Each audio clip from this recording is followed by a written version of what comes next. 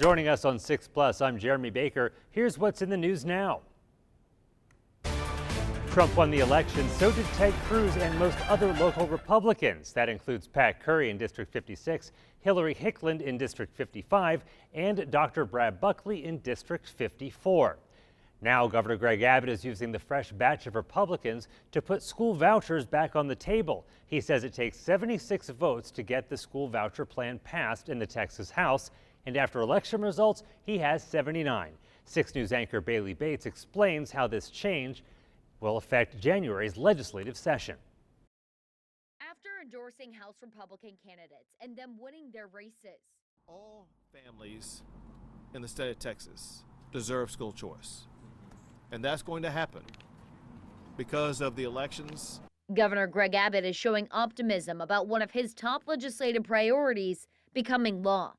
That's a school voucher program. The concept is designed to let families use state funds to send their children to private school, an idea that critics say there is no place for. They say Texas public education isn't funded adequately enough, and school vouchers could cause further damage. That's completely false. The reality is we can have the best public schools in America and also have school choice at the very same time. It does not have to be one or the other. We'll have separate pots of money. One for public schools, which we will fully fund, teacher pay raises, which we will fully fund, and then a separate pot for school choice. With the House support he claims to now have, the governor is vowing to make school choice in the state of Texas universal, on top of fully funding public schools, providing teacher pay raises and teacher incentive pay, and enhancing career and job skill training programs. Reporting for 6 News, I'm Bailey Bates. An alarm at a Temple Big Lots has been going off multiple times a week for months, and people in the area have had enough. 6 News reporter Sydney Deshawn spoke to the community about their frustrations and what the cause could be. I sat right there one morning, right in front of the store, and I recorded some video, and it was super loud. Eric Day lives in Temple and captured this outside of Big Lots.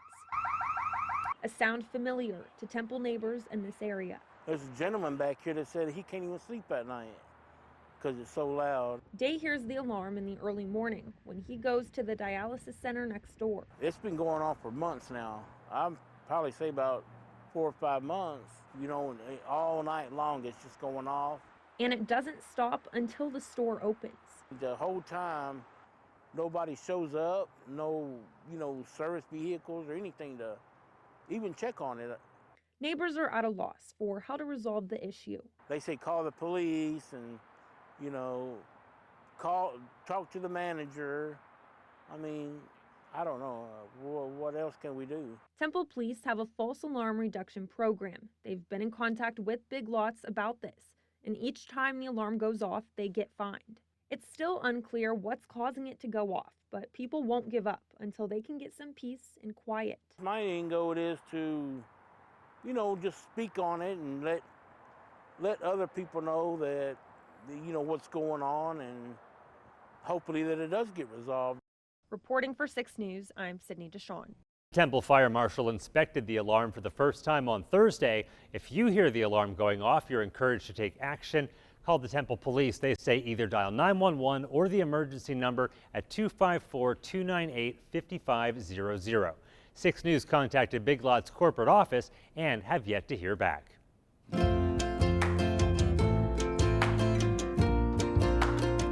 With Thanksgiving approaching in just 2 weeks, a local food pantry needs the community's help to feed those who are without. My Brother's House has been distributing food and household goods to the unhoused in both Copperas Cove and Kempner for over 30 years. This year, they're hoping to get the community's help in feeding people who need it the most. This is basically where we make our boxes. The shelves at My Brother's House Food Pantry in Copperas Cove have been bare. Just last month we helped about 580 families with a total of about 2,000 individuals. Pantry manager Bernard Glowinski told me they offer free food to people in Copperas Cove and Kempner. Glowinski says the unhoused population has grown over the years, so the need for this year's annual Thanksgiving Day meal distribution is greater than usual. Potatoes, beans, corn, cake mixes, icing for the cake mixes, things like this for holiday, like cranberry sauce, corn, like I said corn already, but things that go of a nature, like muffin mix, things like that. Mac and cheese, they love mac and cheese in the South during the holidays, so we always need mac and cheese.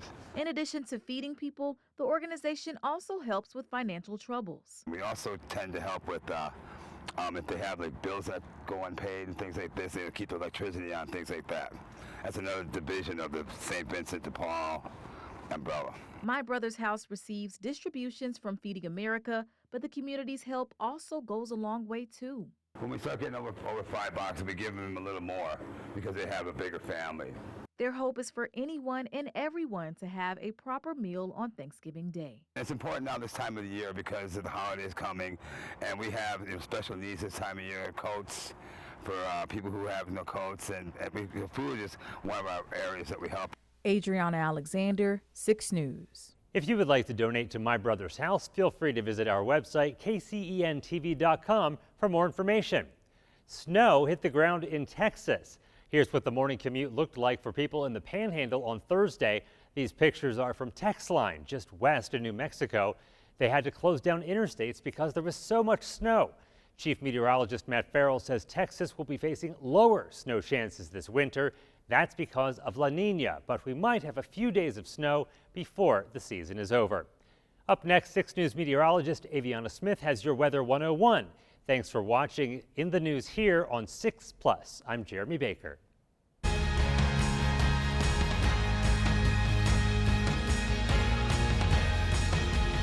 Welcome in to another episode of Weather Impact 101. I'm Weather Impact meteorologist Aviana Smith. And remember, you can catch this segment, Weather Impact 101, exclusively on our 6 Plus app. You can download it on your Fire Stick, Apple TV, or Roku TV. And if you have any questions you want to ask us, send it to the email weather@kcentv.com or text the number 254-777-6000. So let's dive right into this episode of Weather Impact 101, because today we are talking temperatures. Now, temperatures, something all of us are, I'm sure, familiar with. It tells us if we need to wear a jacket outside because the temperatures are cool, or maybe put on short sleeves and shorts because the temperatures are hot. Well, normally we see a map like this represent temperatures in the upper 70s, mid to upper 80s, and even seeing some low 90s on the map. Again, this is how we typically talk about our temperatures for the day, morning, or even the evenings. Here's another view when we show the sky cam in the background, and then we have our feels like temperature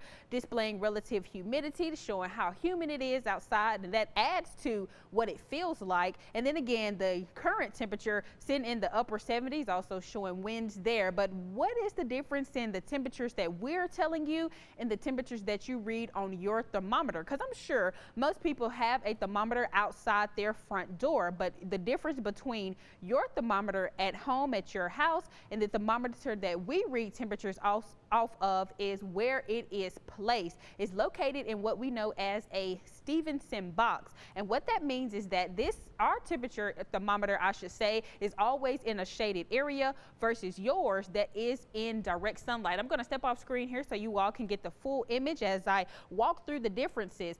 The Stevenson box is painted white, so it reduces heat absorption, and then your home may be a dark color so it can absorb the heat, and which it does. That's why we always try to tell you when it's hot outside to wear loose and light colored clothing, because dark colors absorb the heat. And then your thermometer may be nearby your house or placed on a concrete, which adds to the radiant heat, when a Stevenson box is placed at least 4 to 5 feet above the ground. So typically when we're talking about air temperature, we're measuring it about 4 to 5 feet off the ground in this white shaded box in a open field. So we are getting temperatures, our temperatures are read just a little differently. So your home may say 87, but we're telling you the high of the day is 89 degrees, because it's a difference between air temperature and surface temperatures. And I hope that helped you depict that. So if you do have a thermometer, next time you go outside your house, check your thermostat and then check the current temperature with your local meteorologist